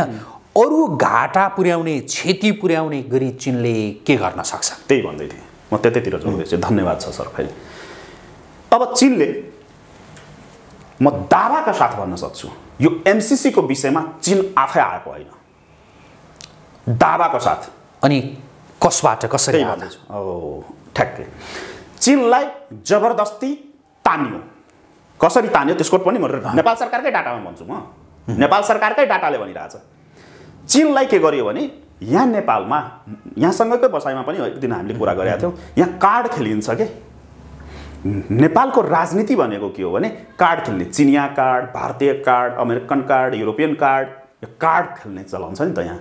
एक अर्कालाई जुधाउने अनि आफू सत्तामा पुग्ने। नेपालको राजनीतिको मोटो, त्यही भने मैले भनेको छु नेपालमा राजनीति भइरहेछ। यहाँ राजनीतिक वेश्यावृत्ति भइरहेछ। यहाँ नेपालमा राजनीतिक वेश्यावृत्ति मौलायो के। राजनीति भयो हुँदै भएन। यिनीहरूले आफै पनि भन्छन् यो कुरा, राजनीति जहिले पनि सरल रेखामा हिँड्ने विषय हो। तर तपाईँ कुनै पनि नेताको स्टेटमेन्ट सुन्नु, के भन्छ? राजनीति वक्र रेखामै हुन्छ। कसले भन्यो राजनीति वक्र रेखामा हुन्छ? राजनीति सरल रेखामा हुन्छ। तर यिनीहरूले के गर्यो भने राजनीतिलाई जबरदस्ती वक्र रेखामा डोर्या। भन्दै गर्दाखेरि एमसीसी को विषयमा पनि जबरदस्ती चीनलाई तान्यो। चीनलाई के भन्यो भने अमेरिकन सेना आउन खोज्दैछ, तपाईहरू आफ्नो सेना पनि पठाउनुस्। कसरी? सबभन्दा पहिला अहिले एकदमै खुनखार एमसीसी विरोधी देखिएका पुष्पकमल दाहाल छेपारे, पुष्पकमल दाहाल छेपारे, एमसीसी ल्याउने पनि को? पुष्पकमल दाहाल छेपारे। पहिलो मध्यस्थकर्ता, एमसीसी को पहिलो मध्यस्थकर्ता कृष्ण बहादुर महरा। कृष्ण बहादुर महरा भनेको पुष्पकमल दाहालको वैदेशिक भूमिगत कालदेखि नै माओवादीको त्यो धनयुद्ध र मध्ययुद्ध कालदेखि नै, त्यो आतंकवादी गतिविधिकै कालदेखि नै त्यसको वैदेशिक सम्बन्ध राख्ने त उही हो, आँखा कान नाक मुख सबै। अनि कृष्ण बहादुर महराले विदेश मन्त्रालयमा अमेरिकन राजदूतलाई बोलाएर एमसीसी को बारेमा प्रस्ताव गर्दा, नेगोसिएसन गर्दाखेरि के प्रचण्डसित सोधेका थिएनन् त? गम्भीर प्रश्न छ नि त त्यो। अर्को कुरा, अहिले हेर्नुस्, पुष्पकमल दाहालले एमसीसी को बारेमा चिनिया विदेश मन्त्रीसित किन भर्चुअल संवाद गर्नु पर्यो? भन्नलाई नेपाली जनतालाई भन्ने हामी आफै निर्णय गर्छौँ, यो गर्छौँ, त्यो गर्छौँ, अनि भर्चुअल संवाद किन गर्नु पर्यो? यो एउटा पाटो। अर्को पाटो, त्यो भन्दा खतरनाक पाटो, श्री 3 उखानटुक्के महाराजले एमसीसी राष्ट्रघाती वा देशद्रोही जेसुकै जहाँसुकै भए पनि हामी त विरोधमै छौँ, त्यो आफ्नो पाटो छ। तर एमसीसी भनेको त ऋण होइन नि, एमसीसी भनेको त सहयोग हो होइन? विशुद्ध रूपमा त्यसलाई लगानीको रूपमा ल्याइएको छ, सैन्य गठबन्धन जोडेको छ, त्यो छ, त्यसकै त विरोध भइरहेछ। तर अमेरिकाले त्यो 55 अरब नेपाली जनताको थाप्लोमा ऋणको रूपमा त एग्रिमेन्ट भएको छैन नि, त्यो अमेरिकाले हाल्ने रकम हो त्यो होइन? त्यसमा त नेपाली जनताले तिर्नु पर्दैन। तर BRI, belt and road initiative, BRI जुन चीनको अहिले सी जिनपिङको चरम महत्वाकांक्षी परियोजना हो हैन, बीआरआई को नक्सामै नेपाल पर्दैन, अहिले पनि छैन नक्सामा। बीआरआई को जुन रुट छ त्यसमा नेपालै पर्दैन। कोही विश्लेषक, आफूलाई धेरै ठुलो विश्लेषण गर्नेहरूलाई म त चुनौती दिन्छु, आउनुस् छलफल गरौँ, तथ्य देखाउँ। बीआरआई को रुटमा नेपाल थिएन, छैन। तर उखानटुक्के महाराजले खुट्टा उचालेर चीनलाई गुहारेर ऋण लिएर बीआरआई प्रोजेक्टमा लाग्ने जति पनि रकम छ, चीनले जति पनि रकम हाल्छ त्यहाँ लगानी गर्छ, त्यो सबै के हो भने नेपाल सरकारले ऋणको रूपमा त्यसलाई स्वीकृति दिएको छ, ऋणको रूपमा स्वीकृति दिएको छ। र बीआरआई भनेको पनि विशुद्ध देखिँदाखेरि व्यापारिक देखिएको छ, तर विशुद्ध रूपमा त्यो सैन्य गठबन्धन हो। कसरी भनेपछि बीआरआई को जति पनि प्रोजेक्ट जुनसुकै देशमा चलिरहेछ त्यहाँ पिएलएको उपस्थिति छ। पिएलए र चाइनिज इन्टेलिजेन्सको उपस्थिति छ, जसको सबभन्दा ठुलो प्रमाण पाकिस्तान र 2 महिना पहिला पाकिस्तान अधिकृत काश्मीरमा भएको घटनाले पनि त्यसलाई प्रमाणित गर्छ। यो बाटो छ। चीन कसरी तान्यो त्यतातिर हामी जानै पर्ने भएको मैले यो कुरा गरेँ। यो सँगै धेरै कुराहरू छन्। अब रह्यो चीनले अब कसरी छोड्दैन, त्यसले के प्रभाव पार्छ। अब चीनलाई त तानियो, चीन तानियो र याङ्ची भनेको अहिलेको चिनिया राजदूत भनेको हामीले राजदूतको सेन्समा हेरिरहेछौँ। चिनिया राजदूत याङ्ची नेपालका लागि राजदूत भए पनि चीनमा के छ भने यहाँलाई थाहै होला, थाहै छ होला होइन, थाहै छ चीनमा भनेको पार्टीले सत्ता सञ्चालन गरिरहेको अवस्था छ। त्यहाँ ब्युरोक्रेटदेखि लिएर सबै पार्टीका कार्यकर्ता हुन्छन्। सम्भवतः नेपालबाट फर्केपछि याङ्ची विदेश विभागको उच्च पदमा जाने व्यक्तित्व मध्येको एउटा छ। अर्को कुरा, याङ्ची भनेको चिनिया इन्टेलिजेन्स विङ्सको एसिया प्रमुख पनि हुन्।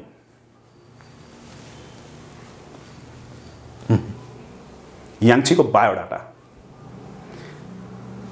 र अफगानिस्तानमा जुन हामी गतिविधि हेरिरहेछौँ, अफगानिस्तानको पहिलादेखि लिएर अहिलेसम्मको अमेरिका जानु र सबै कुरा जुन भयो, औपचारिक रूपमा चीनले समर्थन नगरे पनि सबै कुरा त गरिरहेछ चीनले। त्यहाँ अफगानिस्तानको जुन परिदृश्य हामीले देख्यौँ त्यसको पछाडिको मास्टर प्लानर भनेको याङ्ची हो।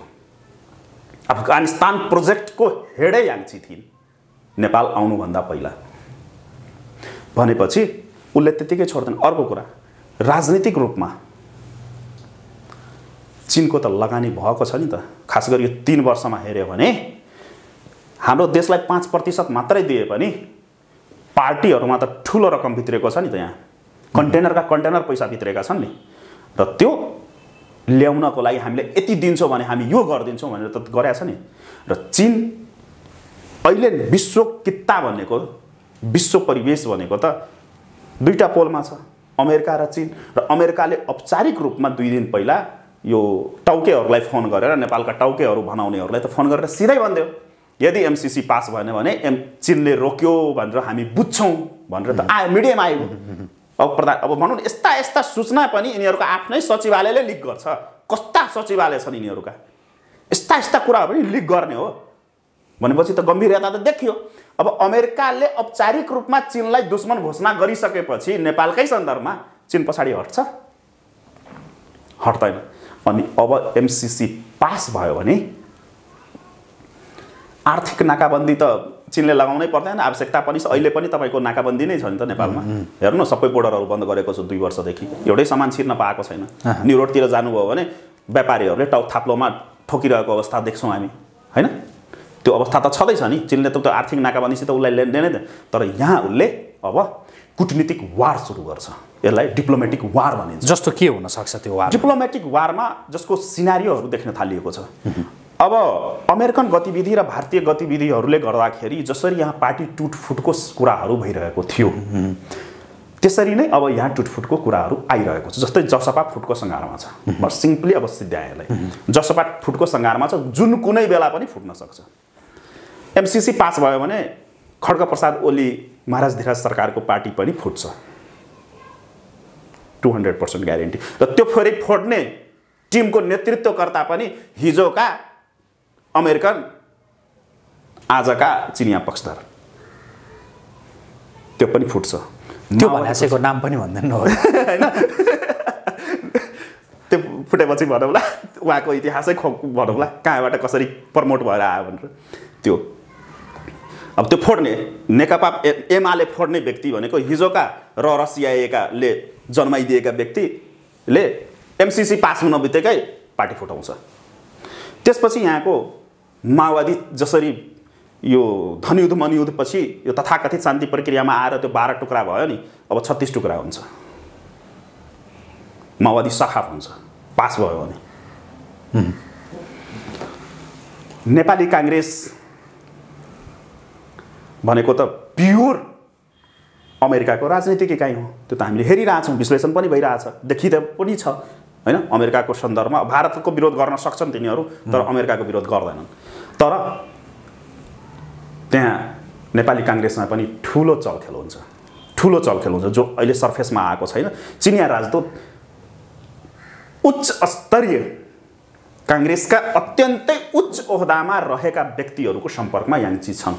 काङ्ग्रेसभित्र नि छिरिसके भनेपछि राजनीतिक दलहरूलाई छिया हुन्छ अब यहाँ। र त्यति मात्रै हुन्छ, चीनले त्यो गर्न सक्छ, त्यति मात्रै होइन। अब त्यसपछि चीन औपचारिक रूपमा फङ्सनमा आएको छैन, त्यसले उसले आधार बनाइसक्यो। त्यो 35 वटा आइएनजिओलाई, चिनिया फन्डेड आइएनजिओलाई जसरी नेपाल सरकारले अनुमति दियो केही झन्डै 1.5-2 वर्ष पहिला ओली सरकारकै पालामा, उसले आफ्नो ग्राउन्ड तयार गरिसकेको छ। त्यहाँबाट ऊ छिर्छ। त्यसरी उसले औपचारिक रूपमा नाकाबन्दी साकाबन्दी यताउति केही बोल्दैन, एकदम साइलेन्ट मुभमेन्ट गर्छ उसले। अनि त्यसपछि त्यहाँबाट ऊ छिर्छ। अब यहाँ भनेको विभिन्न तह र तबकामा हामी चीन भर्सेस युएसए वार हामी देख्छौँ। जे गर्दा पनि अब देशको अवस्था चाहिँ विकराल हुँदैछ। अब त्यसो भए दुई देशले जो प्रतिष्ठाको विषय बनाइरहेको यो एमसिसीका सन्दर्भमा अब के चाहिँ गर्ने यता? एकदमै धन्यवाद। एकदमै छोटोमा भन्दै एकदमै छोटोमा म दुई कुराकानी एकदम राम्रो भइरहेको छ, लामो पनि भयो होइन, तर राम्रो भइरहेको छ। कुराकानी अलिकति छोटो गरौँ। अब के गर्ने त? अन्तिम जिज्ञासा नै हो यहाँसँग मेरो। धन्यवाद यो रोहित सर। मैले भन्न पनि त्यही खोजिरहेको थिएँ, राख्नुभयो प्रश्न, त्यसको लागि एकदमै सिम्पल छ। नेपाल मैले गरेको यो जति पनि विश्लेषण वा सर्फेसमा देखिएका घटना र परिघटनाहरू वा हुन सक्ने सम्भावित घटनाहरू वास्तविक रूपमा भन्ने हो भने सबभन्दा पहिला एमसिसी खारेज गरौँ। संसदमा टेबल हुनु हुँदैन, कुनै पनि हालतमा पास हुनु हुँदैन। यो भन्दै गर्दा मैले चीनको समर्थन गर्ने वा आरएसएसको समर्थन गरे होइन, तर एमसिसी नेपाल र नेपालीको लागि राष्ट्रघाती नै हो, यसले विध्वंस नै मचाउँछ। त्यसकारणले सबभन्दा पहिला एमसिसी रोकौँ र यो जति पनि सम्भावित घटना परिघटना मैले भनेको या विभिन्न सर्फेसमा देखिएका घटना परिघटना भनेको नेपाल र नेपालीको लागि धेरै ठुलो सुवर्ण अवसर हो। किनभने अमेरिका, मैले एउटा सानो उदाहरण मात्र दिन खोजेँ। क्युबा भन्ने देश हामीले सुनेका छौँ। क्युबालाई तथाकथित अमेरिकन लोकतन्त्रवादी राष्ट्र बनाउनको लागि उसले त हान्ने भनेको 3वटा कुराले हो: ग्लोबल पिस, टेररिज्म र डेमोक्रेसी। क्युबालाई आज 60 वर्षदेखि अमेरिकाले औपचारिक रूपमै विभिन्न किसिमका नाकाबन्दी गरेर बसेका छ, तर क्युबा जनता भोकै मरेको छैन नि त, सर्भाइभ त गरिरहेछ नि। त्यसकारणले यो सम्भावित घटना परिघटनाहरूलाई लिएर नेपाली जनता डराउनु पर्ने, नेपाली नागरिकहरू डराउनु पर्ने, स्वाभिमान नेपालीहरू डराउनु पर्ने आवश्यकता छैन। अलिकति पनि नडराउँ। डराउने भनेको जसले तिनीहरूसित गद्दारी गरे, किनभने नेपाली जनताले गद्दारी गरेका छैनन् र यही मौका हो नेपाली जनताको। जति पनि कुरा कचडाहरू छ नि, फोहोर मैलाहरू पखाल्ने सुवर्ण अवसर हो यो सबै पखालौँ र आफ्नो खुट्टामा हामीले आफ्नो ज्ञान, सिप, धैर्यता, आफ्नो बुद्धि, आफ्नो क्षमता जुन हाम्रो इतिहासले भनिरहेछ, हामी त वीर गोर्खालीका सन्तान हौ नि त, स्वाभिमानी हो नि त हामी नेपाली। हाम्रो त आफ्नै छुट्टै इतिहास, यिनीहरूले पो हाम्रो इतिहासलाई कालो पोद्दिए त। त्यो हाम्रो इतिहासलाई हामीले सम्झिँदै हाम्रा सम्पूर्ण, अब मुगलका 2500 सेनालाई 800 नेपालीले खुकुरीको भलमा तोपसित लडेर 1700 मुगल सेनालाई एकैचोटि काटेको पनि इतिहास छ नि त नेपालको, हैन? त्यो इतिहासलाई जगेर्ना गर्दै यदि हामी एकजुट भएर अगाडि बढ्यो भने यो जुन हाम्रो यो भिखमङ्गा प्रवृत्ति, यो भुखा नङ्गाको देश भनेर हामीलाई जसरी चित्रण गरे विदेशीका बुवासा खेतालाहरूले, हामीलाई भिख माग्ने बनाए, हामीलाई ऋणी बनाए, आज हेरौँ हाम्रो के अवस्था छ, हामीलाई परनिर्भर बनाए, हामीलाई परजीवी बनाए। यो अवस्था भनेको नेपालीको लागि र नेपालको लागि सुवर्ण अवसर हो। हामी आफ्नै खुट्टामा पनि उभिन सक्छौँ र त्यसको लागि अब हामीले तयारी अवस्थामा बस्नुपर्छ, न कि हामी फेरि यिनीहरूलाई मौका दिने र फेरि यिनीहरूकै गुलाम भएर, उपनिवेश भएर, यिनीहरूको दासत्व स्वीकार गरेर, यिनीहरूको बधुवा मजदुर भएर बस्ने होइन। अब नेपाली उठ्ने बेला भएको छ र त्यो अन्तिममा सुवर्ण अवसर हो। अन्तिममा अमेरिकाले विभिन्न अन्य सहयोग परियोजनाहरू अमेरिका मार्फत हुने डाइरेक्ट त्यस्ता सहयोगहरू हुन् या अप्रत्यक्ष रूपमा अमेरिकाले विभिन्न देशहरूका माध्यमबाट गर्न सक्ने उसले जे सहयोगहरू हुन् त्यो सहयोगतिर हामी हेरेर ला त्यसले रोक्छ कि के गर्छ कि कसो गर्छ कि भनेर डराएर नबसौँ। एमसिसी फिर्ता पठाउँ। एकदमै एक शब्दमा भन्दाखेरि एमसिसी फिर्ता पठाउँ। एमसिसी मात्र होइन, एमसिसी, बिआरआई, बिपा लगायतका जति पनि सन्धि सम्झौताहरू छन् भारतले नै नाकाबन्दी गरोस् न त। प्रोजेक्ट छ, म दिन सक्छु प्रोजेक्ट। 5 वर्षको भित्रमा हामी ऋणमुक्त पनि हुन्छौँ। जतिसुकै कर्जा भए पनि, आज हाम्रो जतिसुकै कर्जा राष्ट्रिय ऋण लगायतका कुराहरूबाट 5 वर्षभित्र हामी ऋणमुक्त हुन सक्छौँ। त्यसको आधारहरू छन्, उदाहरणहरू छन्। चीन, आजको जो चीन छ जसको हामी चर्चा गरिरहेका थियौँ, यहाँसँग त्यो आधारका विषयमा, यहाँको योजनाका विषयमा हामी अर्को अन्तर्वार्ता एक लाइनमा टुङ्ग्याएँ। अब मैले यो भन्नै पर्ने विषय उठाइदिनु भयो। आजको जुन चीन, जुन अमेरिकालाई धक्का दिइरहेको चीन जन्मेको कति भयो? जम्मा 30 वर्षको इतिहास छैन उसको। 30 वर्ष पहिलाको चीन हेर्नुहोस् न र 30 वर्ष पछाडिको चीन अहिले हेरौँ भनेपछि हामी बिल्कुलै डराउने अवस्था छैन। हामीले आफ्नो धैर्यता, हाम्रो क्षमतामा हामी अडिग हुन सक्नु पर्यो। हाम्रा जति पनि कमजोरी यो 30-32 वर्षमा हामी माथि लाग्यो नि, यो सबै पखाल्ने बेला आएको छ। त्यस कारणले हामी स्वाभिमानी नेपाली थियौँ र अलिकति जुन प्रश्नवाचक चिन्ह लागेको छ त्यो पखाल्ने बेला आएको छ। त्यसकारण आँखा चिम्लेर एमसिसी रिजेक्ट गरौँ। हुन्छ, आजका लागि कुराकानी यति गरौँ। जुन समय दिनुभयो यसका लागि यहाँलाई धेरै धन्यवाद। धन्यवाद यो रोहित सर, यहाँलाई र आजको प्रेस परिवारलाई धेरै धेरै धन्यवाद। हस्, आदरणीय दर्शकवृन्द, हामी कुराकानी गरिरहेका थियौँ डाक्टर मनोज कुमार झासँग। उहाँसँगको यो कुराकानीसँगै आजको प्रेसको यो विशेष संवाद अहिलेका लागि यहीँ सकिन्छ। पल पलको अपडेट र ताजा बहसका लागि आजको प्रेस हेर्दै गर्नुहोला। नमस्कार।